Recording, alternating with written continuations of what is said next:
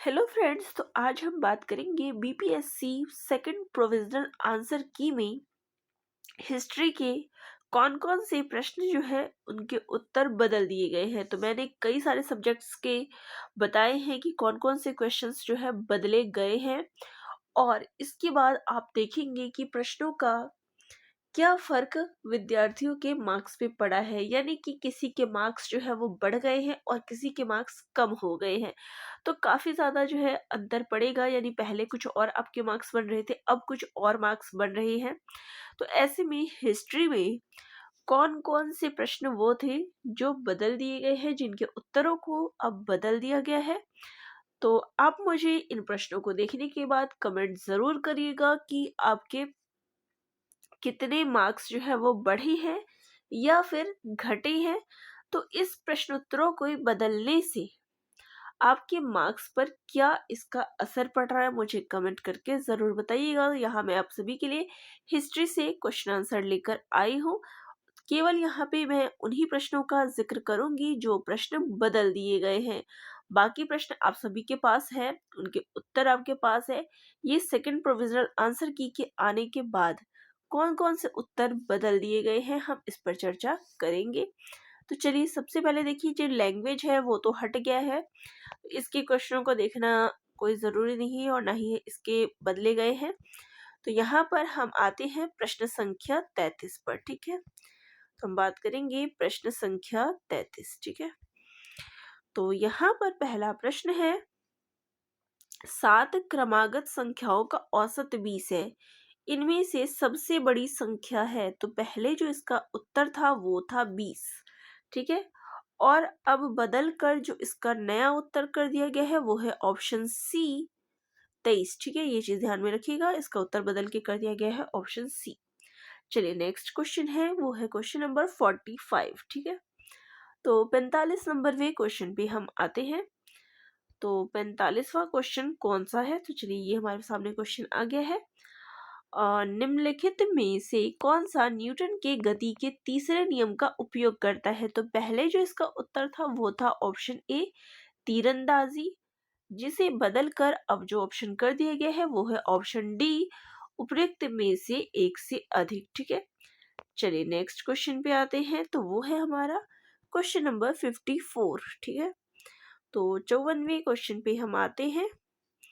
तो हमारा 54वां क्वेश्चन है, भारत में आयोजित G20 शिखर सम्मेलन में अफ्रीकी संघ को स्थायी सदस्य बनाया गया। अफ्रीकी संघ के अध्यक्ष कौन हैं? तो पहले जो इसका उत्तर था वो था उर्सुला वॉन डेर लेन। ठीक है, ये पहले इसका उत्तर था। अब इसका उत्तर बदल कर जो बनाया गया है नया उत्तर वो है अजाली असोमनी, ये इसका नया उत्तर है। ठीक है, चलिए नेक्स्ट क्वेश्चन है, वो है क्वेश्चन नंबर, तो क्वेश्चन नंबर है 70। चलिए 70 क्वेश्चन पे आ जाते हैं हम। तो 70 नंबर का प्रश्न कहता है कि भारत सरकार अधिनियम 1935 को किसने गुलामी का चार्टर बताया था। तो इसका जो पहले उत्तर था वो था नेताजी सुभाष चंद्र बोस। ठीक है, जिसको बदल के अब जो नया उत्तर है वो है ऑप्शन ई, उपयुक्त में से कोई नहीं। ठीक है, चलिए यहाँ तक तो हमारा जीके वाला सेक्शन था। अब बात करते हैं हिस्ट्री के कौन कौन से प्रश्न बदल गए हैं। तो पहला प्रश्न है 87। तो चलिए 87 नंबर का जो हमारा प्रश्न है उस पे आते हैं। तो 87 नंबर का प्रश्न ये रहा मेरे सामने। तो प्रश्न कहता है कि इनमें से कौन 5वीं और 7वीं शताब्दी के बीच का चीनी यात्री है। ठीक है, तो इसमें जो पहला उत्तर था वो था फा शियन। ये पहले क्या उत्तर बताया गया था? फा शियन, जिसे बदलकर अब जो नया उत्तर कर दिया गया है वो है ऑप्शन डी, उपयुक्त में से एक से अधिक। ठीक है, अब इनका नया उत्तर क्या है? उपयुक्त में से एक से अधिक, ऑप्शन डी। फिर नेक्स्ट क्वेश्चन है, वो है क्वेश्चन नंबर 117। चलिए 117वें क्वेश्चन पे आ जाते हैं। तो हमारा 117 नंबर का जो प्रश्न है वो है, चलिए नेक्स्ट पेज पे है। तो वो क्वेश्चन ये है। ठीक है, तो क्वेश्चन है, इनमें से कौन सगुन मार्गी भक्ति संत कवि संत नहीं है। तो कौन जो है वो सगुन मार्गी नहीं है।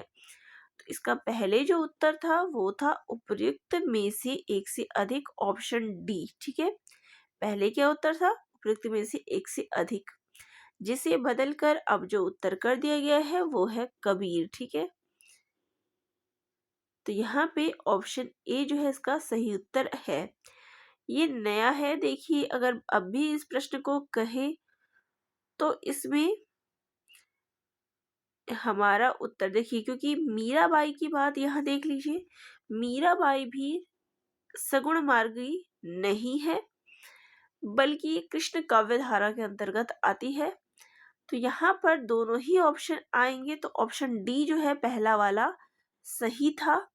लेकिन अब जो है इसका उत्तर क्योंकि बदल दिया गया है, तो अब इसका उत्तर तो कबीर है, जो कि एक सही आंसर तो हम नहीं कहेंगे, क्योंकि मीराबाई भी कृष्ण मार्गी थी।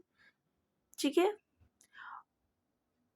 और यहाँ पे ये हो सकता है कि इन्होंने सगुण मार्ग यहाँ पे लिखा है, तो इसलिए इसको सही लिखा हो, क्योंकि सगुण के काव्य धारा के अंतर्गत हम दो धाराएं पढ़ते हैं, कृष्ण धारा और राम काव्य धारा। तो इस वजह से इन्होंने यहाँ पे ये ऑप्शन दिया गया है। तो चलिए, जो भी है इसका उत्तर हमारा आ जाएगा ऑप्शन ए। ठीक है, इसका उत्तर ध्यान में रखिएगा, बदल के क्या कर दिया गया है, ऑप्शन ए। ठीक है, नेक्स्ट क्वेश्चन है क्वेश्चन नंबर 130। ठीक है, 130वें प्रश्न पे आ जाते हैं। तो 130वां प्रश्न कहता है कि निम्न में से कौन सा युग्म गलत है। ठीक है, पहले जो इसका उत्तर था वो था उपयुक्त में से एक से अधिक। ठीक है, पहले इसका उत्तर ये था, जिसको बदल के अब जो नया उत्तर कर दिया गया है वो है उपयुक्त में से कोई नहीं। अब इसका नया उत्तर क्या है, उपयुक्त में से कोई नहीं। ठीक है, ये ध्यान में रखिएगा। तो हमारे जो प्रश्न बदले गए वो कितने थे, तो कुल यहाँ पे मैं बात करूँ तो कुल 7 प्रश्न जो है यहाँ पे बदल दिए गए हैं। ठीक है, मैं प्रश्नों को भी कैलकुलेट करके आप सभी को बता रही हूँ कि किस सब्जेक्ट में कितने प्रश्न बदले गए हैं। तो हिस्ट्री में 7 प्रश्न जो है वो बदल दिए गए हैं, जिसमें से 4 आपका जीके से संबंधित है और 3 आपका हिस्ट्री से संबंधित है। ठीक है, तो इन 7 प्रश्नों पर बदलाव आ चुका है। यहाँ मैं एक एक बता देती हूँ कि कौन कौन से प्रश्न बदले हैं। तो प्रश्न संख्या 33, 45, 54, 70, उसके अलावा 87, 117 और फिर हमारा 130। तो कुल ये प्रश्न जो है वो बदल दिए गए हैं। तो अब इन 7 प्रश्नों के अंतर के बाद आपके कितने प्रश्न सही हो रहे हैं, आपके मार्क्स कितने बढ़े हैं या फिर कितने कम हो गए हैं, कमेंट करके ज़रूर बताइएगा। और चैनल पे नए हैं तो लाइक, शेयर और सब्सक्राइब भी कर दीजिएगा। धन्यवाद।